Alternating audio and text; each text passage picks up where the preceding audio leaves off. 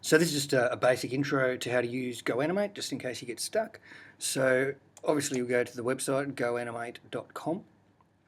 Just zooming in there in case you're not familiar with this. There you go, GoAnimate.com.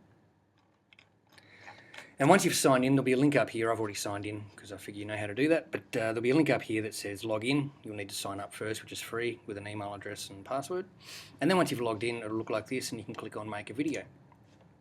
Now there are pay versions of this, so there are some elements of the site you can't access without paying, but you can still do a fair bit without it. So you'll see these ones here, it says business exclusive. If you just hold your mouse over it without clicking, that little blue bar there, green bar, says subscribe. So you can't use these themes because you have to pay for those ones.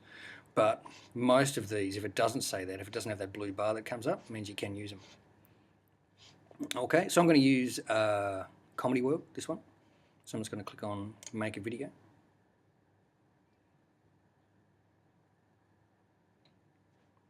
And this whole setup is powered by Flash. So unless you have a browser on your iPad that will show Flash, you can't actually do this on your iPad. But Puffin, if you do want to do it on your iPad, Puffin is a good app that will allow you to play Flash content on iPad. It's just a little bit slower as well. So this is just finishing uploading some stuff because it's about to load a whole heap of backgrounds and templates and stuff over here. Now you can start with a tutorial, but we're not going to. So you've got all your backgrounds here, and you've got heaps. You can see the bar there. If you scroll down, there's quite a lot. So I'll just choose this one. You just click once on it. You don't need to drag it across or anything like that. You just click on it, and you can see it applies it down here in your timeline. So to add a character, you just go to the next tab up here and click on that, and you've got your list of characters that are available for this animation. So I'm going to click on this guy, just click on him, and it adds him to your scene. If you mouse over without clicking, you see it highlights orange, which means you can grab him. So if I click and hold on him now, I can drag him around my scene. I can place him. I might put him on the footpath over here. And if I decide he's too big, if I just click once on him, which I have, I get this green bar around him. So I can just go to one of those corner handles, click and hold, and drag down. Or drag up, obviously, if you want to make it bigger. So I'm just going to get him a little bit smaller. And there he is. So if I want this little scene to be a bit longer, I can just move my mouse over here. You can see I get those left and right arrows. Click and hold, drag to the right, and you can see just up above it brings up a little floating blue window telling me how long it is now. So the duration is there, 3.5 seconds. Okay. It's important to realise also that on the free version you can only make 30-second videos at a time. So if you want to make a longer one, you can just copy the last frame of one and then add it to the start of a new one. But for single use it is pretty cheap. It's about $50-60 a year, which is pretty good because it's a pretty good program. So to apply an action to this guy, you can see once I've clicked on him over here, we've now got our character settings window that's popped up, and we've got all these options. So if you hold your mouse over them without clicking, the little floating window comes up and tells you what they are. So if I want him to dance, I just click on dance, and he rocks out. Now what you can also do is apply different emotions to that as well, to the actions. So if we don't want him to dance dancing happily, you can go down here where it says auto and click on that, and we've got different emotions we can do as well. So we can get him, if we click on that, to dance angrily. There he goes, he's furious. And you can only add one action to a clip.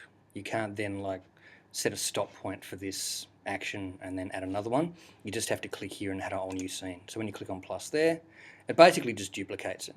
So if you're wanting to dance and then walk off, that has to be two separate little scenes here.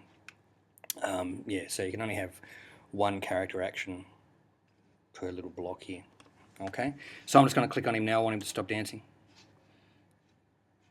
And I'm just going to get him to run away. So I'll click on run, and you can see there, he starts running.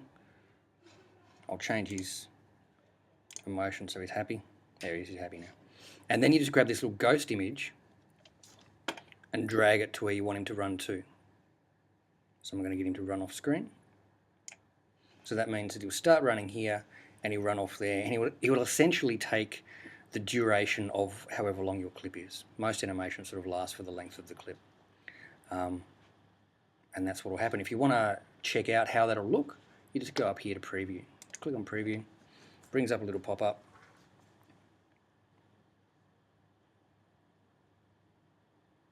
Depending on the speed of your computer and your internet connection, that'll determine how quick it is. Mine's a little bit slow. Here we go. So he's dancing angrily and then runs off happily. There he goes. Done. So now if we want to go back to editing, we just click on that, or we can just click on the X to close the window. Both work. And let's say we want him to run back the other way. So again, we can click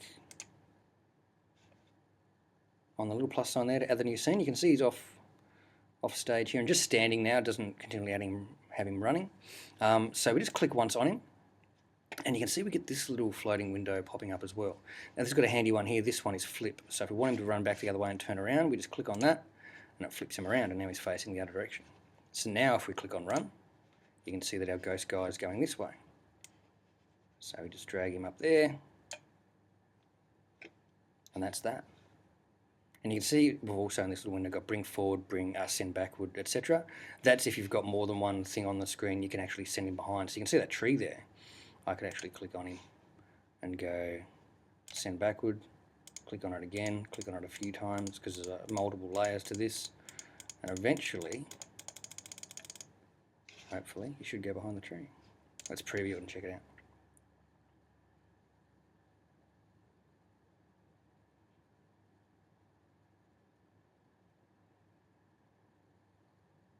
There we go.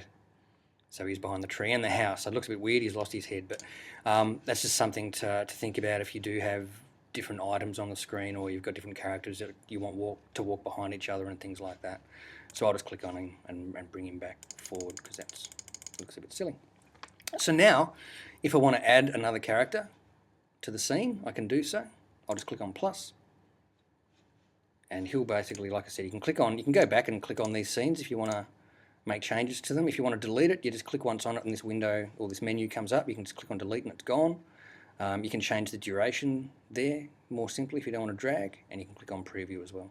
Preview from here obviously means you don't have to watch the whole thing all the time. If you just want to watch a scene, you can just watch it from that point, so you don't have to watch it from the start over and over and over. And you can also change the order. So you can just click and hold and see that black line there, just drag the scene to wherever you want it to be. So what we've got now is he starts there just dancing really angrily. This one he runs off stage or runs off the screen. This one he'll run back onto the screen, and then he'll stop there. So once he's stopped here, this will be at the end of him running onto stage in the previous scene. We're going to add another character, so we'll bring in the security guy. There he is. So I'll just click once on him, make him a little bit smaller, just clicking and dragging him down a little bit. And I'll start him just off the screen, and I'm going to get him to walk. No, I'm not. Yeah, I will. I'll get him to walk first. I want to see him show off. I haven't seen that one. So there's walk. Just click on that. There's the ghost image. That's all we want. So if I just click on preview from here, that'll show us what that looks like.